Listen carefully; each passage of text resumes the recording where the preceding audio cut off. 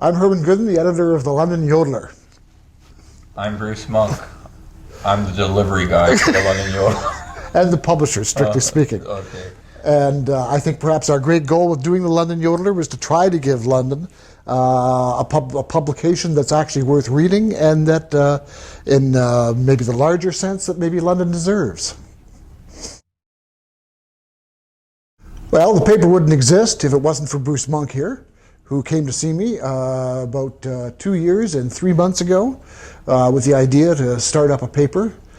He looked around at what was currently being published and didn't think the community was being served particularly well. And it took me about, 3.5 minutes to convince me that maybe we should give this a shot. And we've been kind of cooking away ever since. Great Londoners who've influenced me.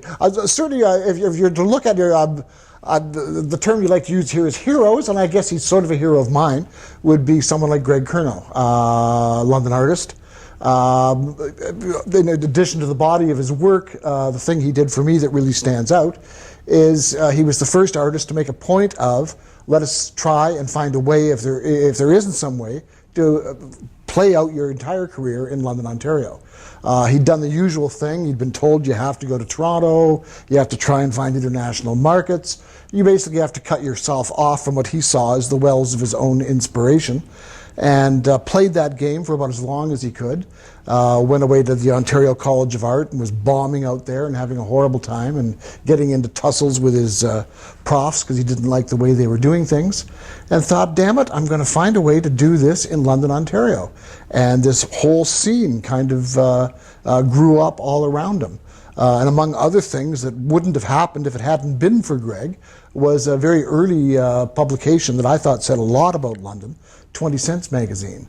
It always cost 25 cents. It was kind of an in-joke, and even more in the United States of America. So that was a revenge for the old thing where it used to always say on magazines, 25 cents higher in Canada. Always used to be the deal. Magazines that came out of the States. Anyway, this whole scene grew around him, and it inspired hundreds and hundreds of people working in all different fields who have kind of followed in his wake. So I hope we, with the Yodeller, embody maybe some of that spirit. There's a lot of really great venues out there. The London Music Club, the Aeolian Hall, just to name a few. And there's a lot of, there's some great plays happening at the Palace Theatre. The Grand Theatre has stepped up their game recently, and there's a lot of great art venues to go to. And so all these different exhibitions, and people always whine and complain that there's nothing to do in London. And there really is. There's lots. You just kind of got to dig below the surface, and you're going to find some gold there. There is some good stuff here. So.